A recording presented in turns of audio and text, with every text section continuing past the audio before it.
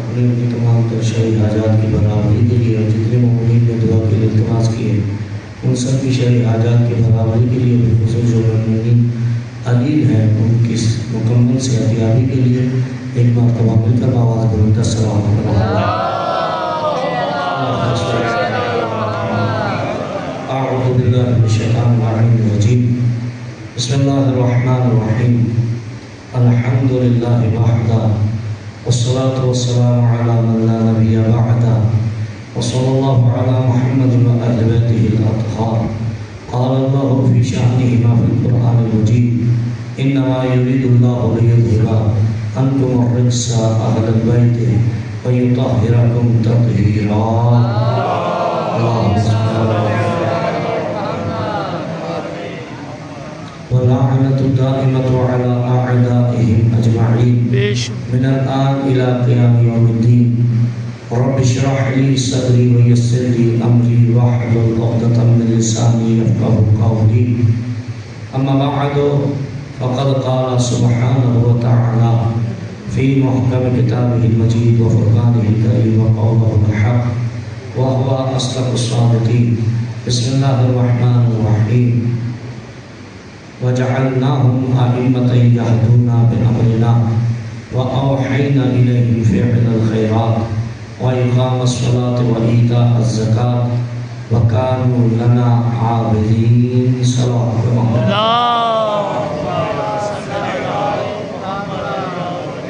بزرگان محترم، سامعین اکرام، صاحبان مفہم، موالیان حیدر کرار، عزاداران امام مظلوم، قرآن مجید فرقان حمید کی سورہ مبارکہ انبیاء کی ایک آیت مجیدہ کو سرنامہ کلام بناتے ہوئے پیش کیا، جس میں ارشاد رب العزت ہو رہا ہے، ہم نے انہیں امام بنایا کہ جو ہمارے امر سے لوگوں کی ہدایت کیا کرتے تھے، اور ہم نے ان پر وحی کی، عمل خیر انجام دینے کی، نماز قائم کرنے کی، زکوٰۃ ادا کرنے کی، اور یہ سب کے سب ہمارے ہی عبادت گزار بندے تھے۔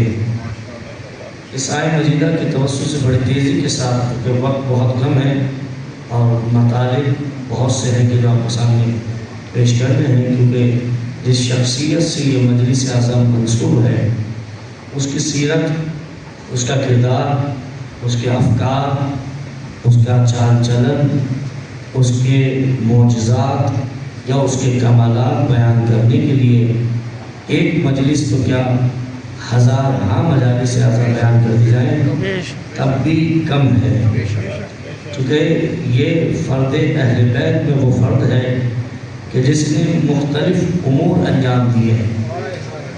ہم نے تو چونکہ بارہ ایک مخصوص نظر سے امام سید سجاد، امام زین العابدین، امام سید الساجدین کو دیکھا ہے، تو ایک مخصوص زاویہ نگاہ سے ہم نے امام کو دیکھا ہے۔ اگر سیرت کا مطالعہ کرے تو کوئی ایسا کام نہیں ہے کہ جو امام نے چھوڑا ہو، کوئی ایسا کام نہیں ہے کہ جو امام نے چھوڑا ہو۔ اسی نسبت سے میں نے آپ کے سامنے جو آیت پیش کی ہے کہ جس میں خداوند عالم، خداوند متعال فرماتا ہے کہ ہم نے انہیں امام بنایا کہ جو ہمارے امر سے لوگوں کی ہدایت کرتے ہیں۔ وَجَعَلْنَاهُمْ، ہم نے انہیں قرار دیا۔ جہاں کہیں یا منصب الہی کی بات اگر کریں گے یا اگر قرآن کی روح سے اس کا مطالعہ کریں گے تو آپ کو یہی لفظ بار بار ریپیٹ ہوتا نظر آئے گا، انی جاعل فی الارض خلیفہ، میں زمین پر خلیفہ بنانے والا ہوں۔ یعنی جعل کی نسبت ہمیشہ خدا کی طرف نہیں ہے۔ اللہ نے آپ کے ضعیف کاندھوں سے یہ وزن ہی ہٹا دیا، کیونکہ ہم جو ہماری ذمہ داریاں وہ تو پوری کر نہیں رہے، کہ ایک ذمہ داری اور ڈال دی جائے کہ امام بھی خود بنائے۔ تو اللہ نے کہا نہیں، یہ کام تم چھوڑو، تم سے تو سامنے کی چیزیں صحیح نہیں نظر آتی۔ بیٹی کا رشتہ کیا تو وہ صحیح نہ نکلا، بیٹے کا رشتہ کیا تو بہو صحیح نہیں آئی، ڈاکٹر کے پاس گئے تو دھوکہ کھا گئے، انجینئر کے پاس گئے تو وہاں دھوکہ کھا گئے، نقشہ بنوایا تو پتہ چلا یہ تو غلط بنا دیا، وکیل کے پاس گئے تو مولانا ہم تو اسے بہت اچھا سمجھتے تھے، تو یہ وہ چیزیں ہیں جو سامنے کی ہے، جو دکھ رہی ہے. سب چھوڑیے، پانی کے گلاس میں کوئی چمچہ یا کوئی کانٹے دار چیز ڈالیے، کیسے نظر آتی ہے؟ وہ ٹیڑھی ہو جاتی ہے، ٹیڑھا نظر آتا ہے. تو ٹیڑھا ہوتا ہے وہ چمچہ، ہمیں کیسے نظر آ رہا ہوتا ہے؟ ٹیڑھا. تو یہ ہے ہماری آنکھوں کا دھوکہ. واہ واہ واہ ماشاءاللہ. تھوڑا سا ہوا کریں گے تو سمجھنا بات پہنچ رہی ہے. یہ ہے ہماری آنکھوں کی حالت. سامنے کی چیز، لمبے سفر میں نکلے، سب کر رہے ہیں روڈ پر، موٹر وے پر، سامنے لگا جیسے پانی آ گیا، بریک مار دیا. برابر میں بیٹھے شخص نے کہا میاں کیا ہوا؟ کہا پانی ہے سامنے. کہا پانی تھوڑی ہے، دھوکہ ہے.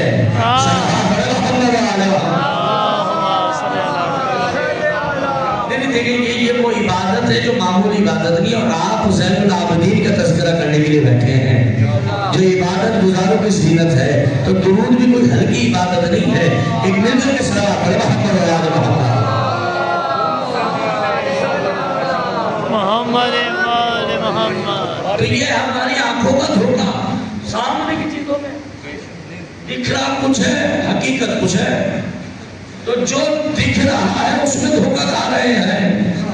تو جو بنانے والا نظر نہیں آ رہا، اس کو کیسے ہم بنا لیں گے؟ یہ کیسے انتخاب کر لیں گے؟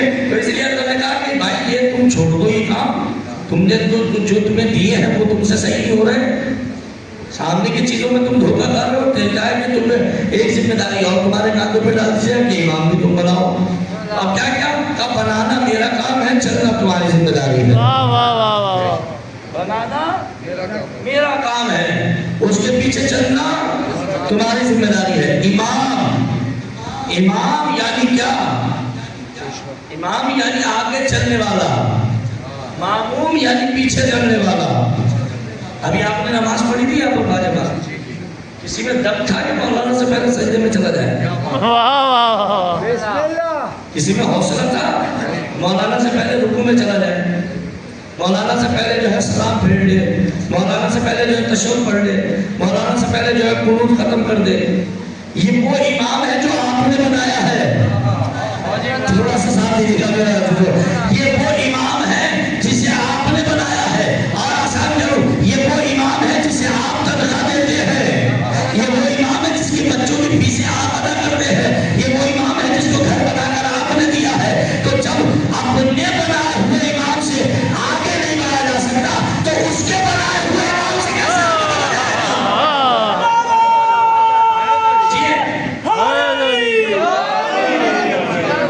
جب اپنے بنائے ہوئے امام. اور بہت سے لوگ کہتے تھے مولانا ہمیں نہ سمجھایا کریں، ہم ہی آپ کو لائے ہیں یہاں پر. کہتے تھے نہیں کہتے تھے بچاروں کو ایسے امام. تو امام کوئی سا بھی ہو مظلوم ہی رہا ہے.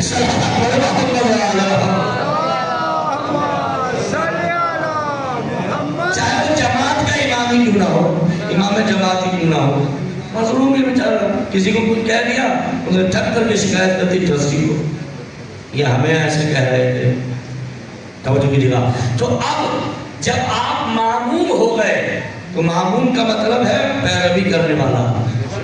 امام دیکھیں، امام امام امام امام کہنا خدا ایک تسبیح کو، اور کسی کے ہاتھ میں تسبیح ہے، دیکھیں تسبیح، خدا ایک تسبیح کو بھی بغیر امام کے نہیں رکھ دے رہا. بے شک ایک تسبیح جس میں اس کے نام کا ذکر کرنا ہے، اس کو بھی بغیر امام کے نہیں رہنے دے رہا.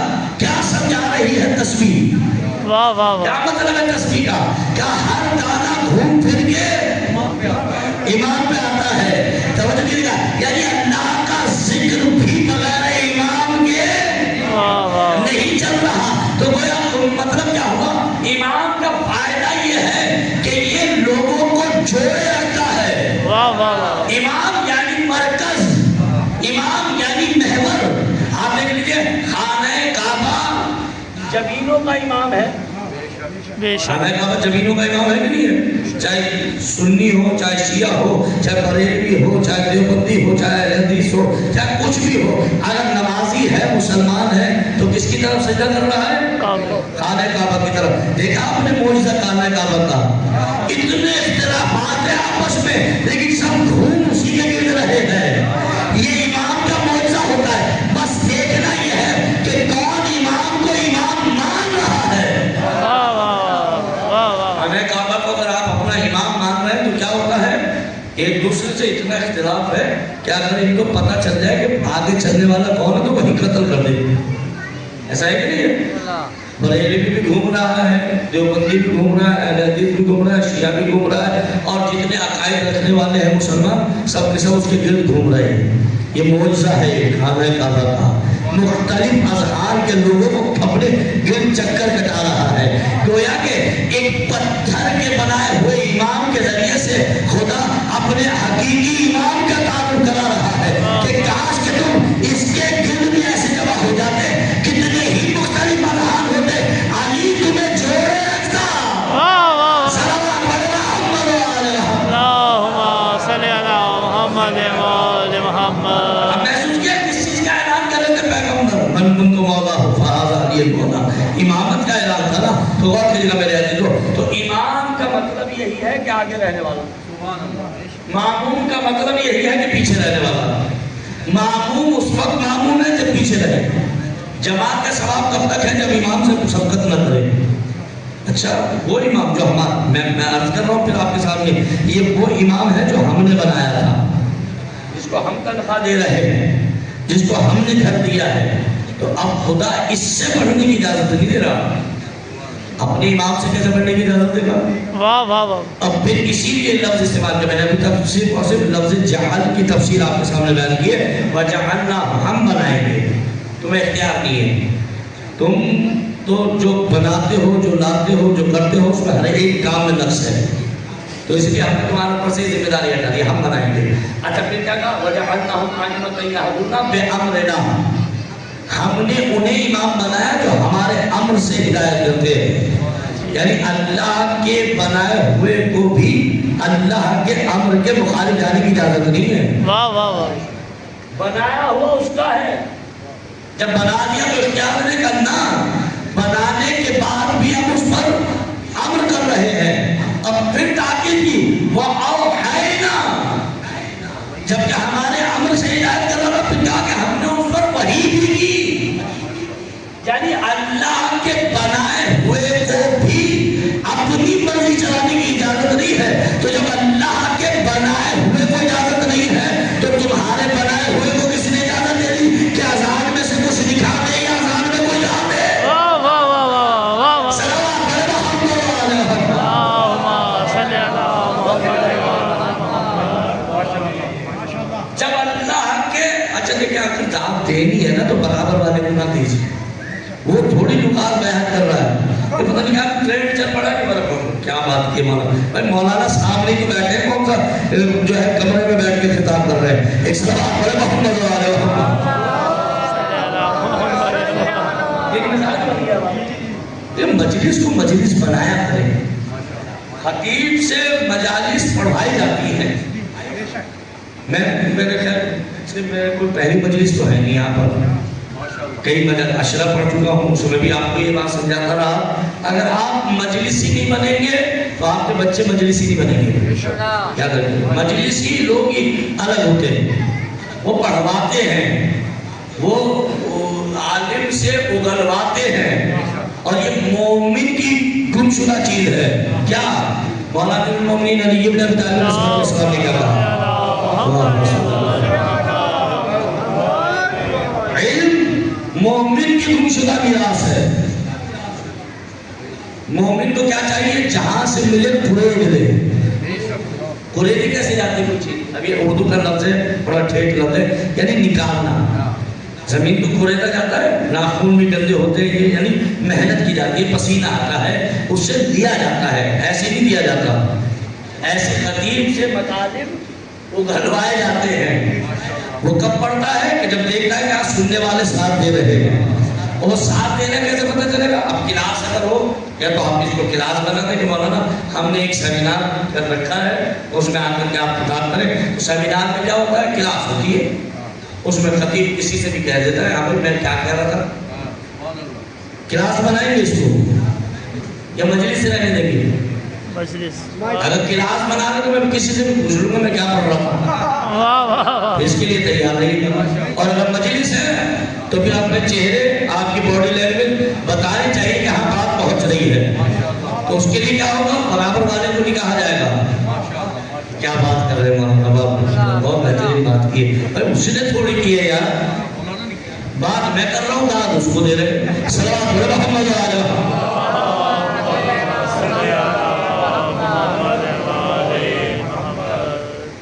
بس میں نے کہا نا وقت بہت کم ہے اور مطالب بہت زیادہ ہیں جو آپ کے سامنے بیان کرنے ہیں. تعبود بھی برآمد ہونا ہے، مسائل بھی پڑھنے ہیں، اور ہر چیز اس امام کی لامحدود ہے. جس امام سے منسوب آپ کی مجلس ہے، اگر فضائل کے باب میں چلا جاؤں یقین جانیے اتنے واقعات ہیں فضائل میں بھی کہ اگر میں بیان کرنا شروع کر دوں تو ایک مجلس میں بیان نہیں ہو سکتے. صرف واقعات، ان واقعات سے جو نتائج ہیں وہ الگ، پھر ہر نتیجے پہ ایک مجلس ہو جائے گی. اب دیکھیں ایک واقعہ ہے، درود پڑھ محمد علیہ وسلم.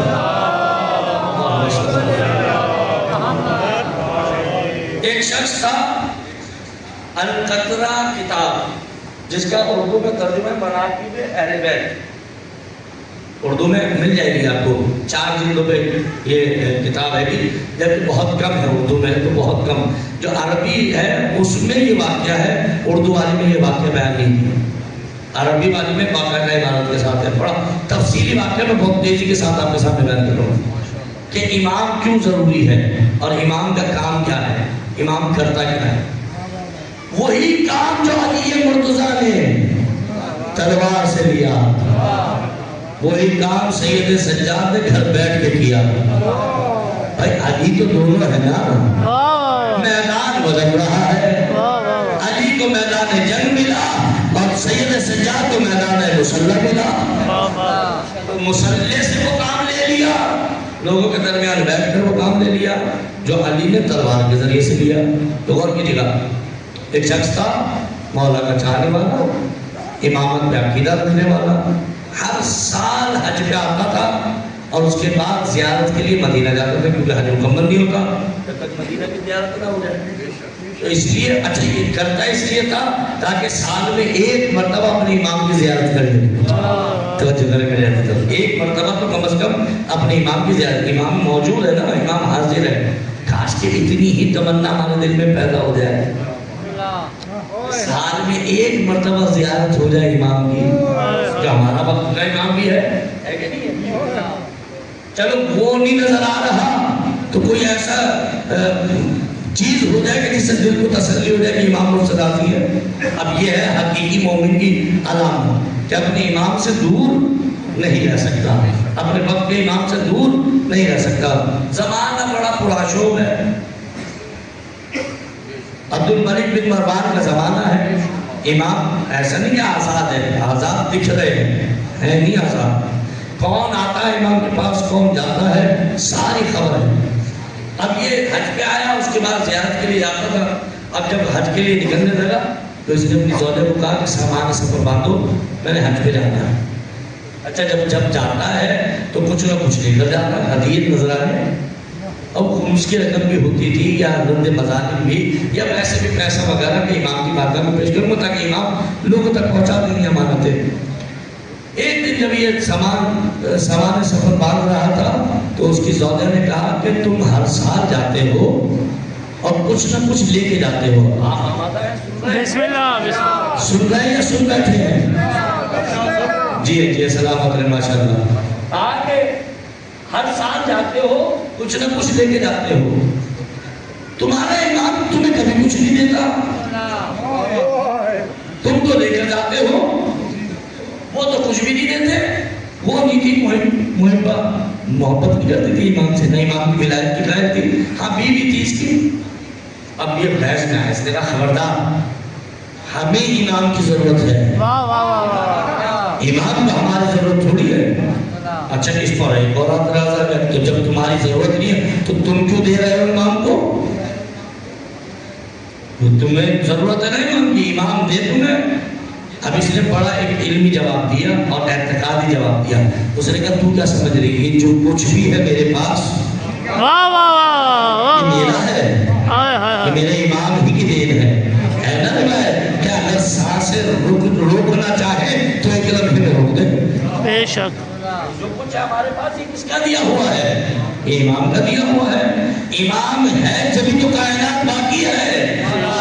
یہ جو صدقہ کھا رہے ہیں آج، پوری کائنات جو صدقہ کھا رہے ہیں، ہاں بس بہت سے لوگ ہیں جو دا دیتے ہیں، بہت سے لوگ ہیں چونکہ اجداد بھی غاصب رہے، اولاد بھی غاصب ہی ہے۔ سلام بڑا محمد ہم تو کہتے ہیں ہمارے پاس جو کچھ ہے وہ امام کی دین ہے۔ جو کچھ ہے، یہ سانسیں جو چل رہی ہیں، یہ امام کی دین ہے۔ غور کیجیے میرے عزیزو، اب اس نے تو جواب دے دیا، لیکن بہرحال بیوی کی یہ بات اس کے دل پہ لگی۔ توجہ میری طرف رکھیے گا، مجھے پنکھا ادھر ادھر کر رہے ہیں، میں بول بھی رہا ہوں، بس میری طرف رہے توجہ۔ اس نے بات تو سن لی، جواب بھی دے دیا، لیکن اس کے دل میں وہ چوب گئی بات جا کے کہ اس نے کہا کیا۔ خیر اب یہ سامان سفر اس نے باندھا اور پہنچا امام کی زیارت کو۔ جب امام کی زیارت کو پہنچا، اس نے کچھ قیمتی شہر کی اشیاء تھی وہ رکھی، پیسے بھی رکھے، اور جو کچھ لوگوں نے دی تھی امانتیں، اور اپنی طرف سے بھی ہدیہ دیا، اور دیکھ کر کے امام کی گردن بوسی کری، سلام کیا، وعلیکم السلام، اب اٹھ کے جانے لگا۔ اب جیسے ہی اٹھا اور پلٹا، امام نے کہا رکو، واہ واہ واہ، ادھر آؤ۔ جی مولا تو گستاخی، کہا نہیں کچھ دینا ہے تمہیں۔ مولا مجھے حاجت نہیں ہے، کہا نہیں تمہیں نہیں ہے، اسے تو ہے۔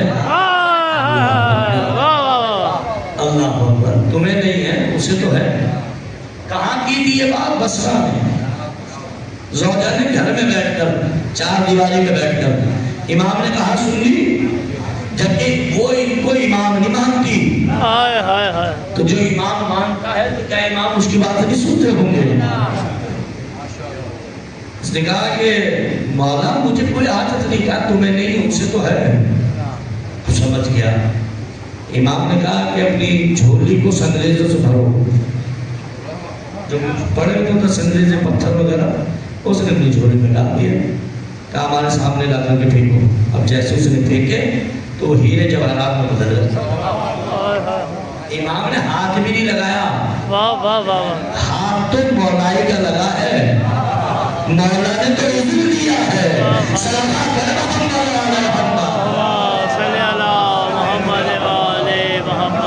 مولائی اور مولا کا فرق ہے۔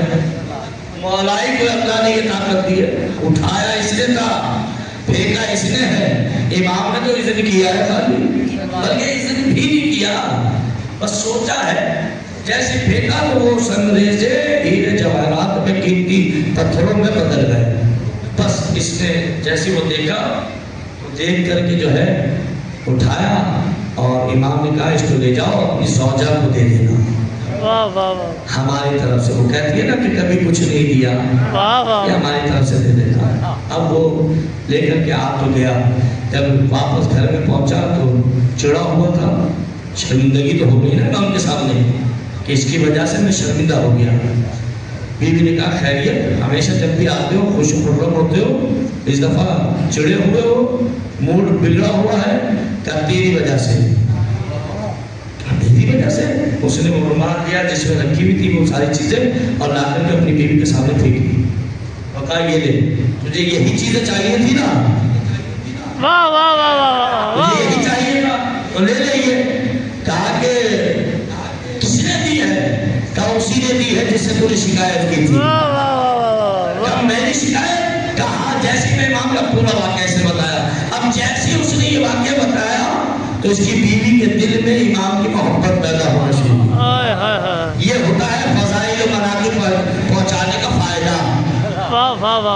دشمنوں کے دل میں خود بخود یہ کہتے ہیں کہ فضائل کب تک پڑھ کرتا ہے، جب تک سانسیں چل رہی ہے فضائل سنائیں گے۔ یہ فضائل ہی ہے جو اہل بیت سے قربت کا ذریعہ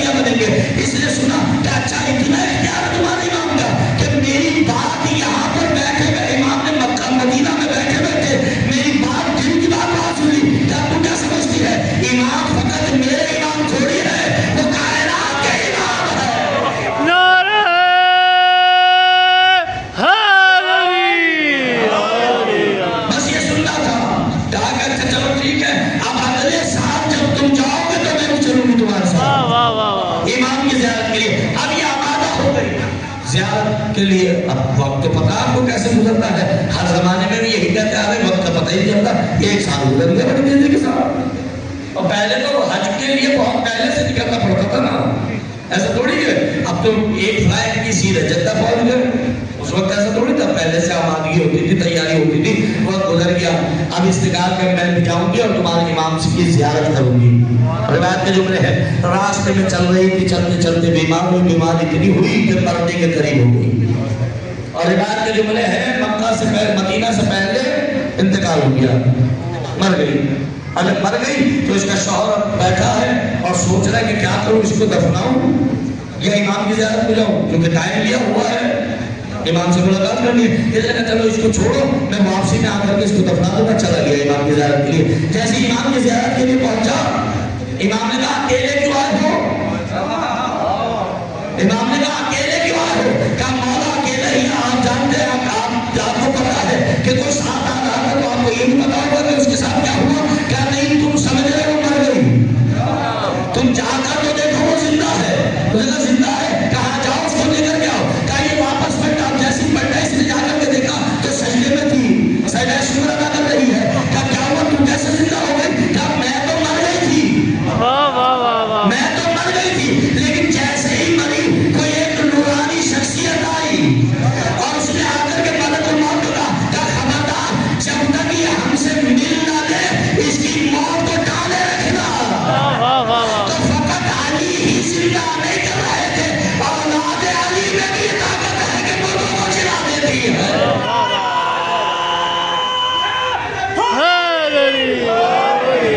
تو غور کرے میرے عزیزو، اب جب یہ آئی واپس اور اس نے امام کی زیارت کی، فوراً سے پہچان گئی، اپنے شوہر کو کہا یہی تو تھے وہ، یہی تو تھے کہ جو میرے پاس آئے تھے۔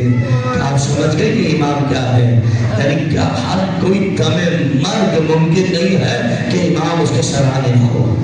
حجت خدا، وقت کا امام، اور کسی کا یہ وہ امام ہے کہ اب میں نے کہا فضائل کے باب میں، مسائل کے باب میں دیکھا تھا خدا کسی کا میں جگہ، میں کہا وقت نہیں ہے، میں بیان کرتا، لیکن اب کیا کروں کہ مسلسل کال آ رہی ہے اور مجھے پہنچنا ہے دوسری جگہ۔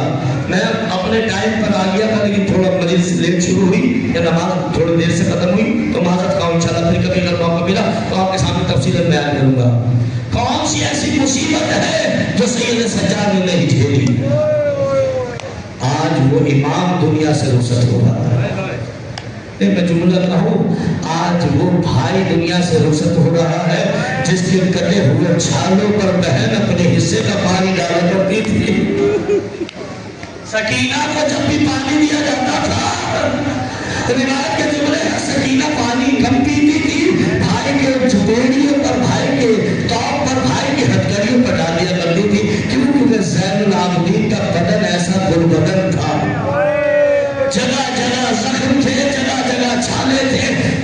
دو گل بدن ہیں اس گھرانے میں، ایک تھا قاسم حسن کا لاڈلا اور دوسرا ہے سید سجاد۔ روایت کے جملے ہیں حسن کے لاڈلے کے جسم پر حسین نے کبھی سخت لباس نہ پہنایا، اور جب سید سجاد اس دنیا میں آئے اور چل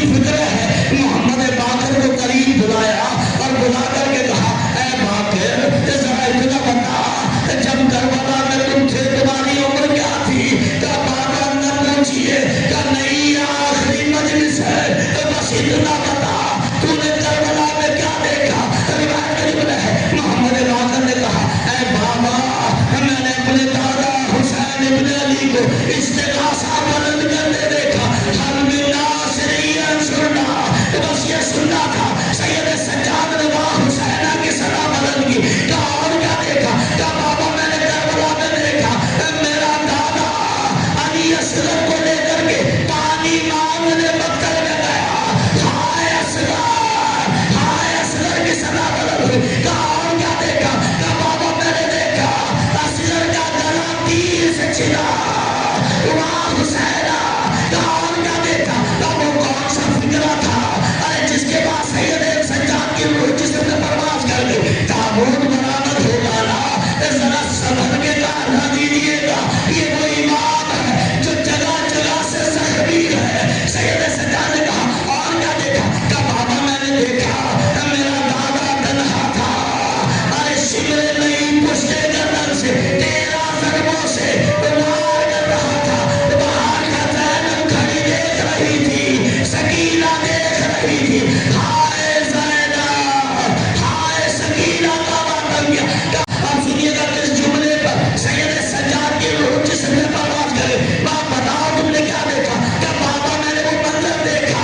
شام میں غریب آئی, ارے خیمے چلتے رہے, بیوی آئے خیمے سے دوسرے خیمے. کہا اور کیا دیکھا؟ کہ بابا میں نے دیکھا شمر نیزہ لہراتا ہوا آیا.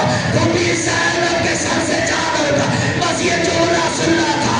واہ حجابہ کہا. سید سجاد کی روح جسم سے پرواز کر گئی. انا للہ و انا الیہ راجعون. ہائے سجاد کا ماتم ہونا شروع ہوا. تابوت آمادہ ہوا, جنازہ اٹھا, بیٹے نے کاندھا دیا. میں ہاتھ جوڑ کے کہوں گا مولا خوش قسمت رہے, آپ کا جنازہ اٹھا, آپ کا غسل و کفن ہوا. اہل مدینہ نے جنازہ اٹھایا, لیکن ہائے حسین غریب, جوان بیٹا موجود, نہ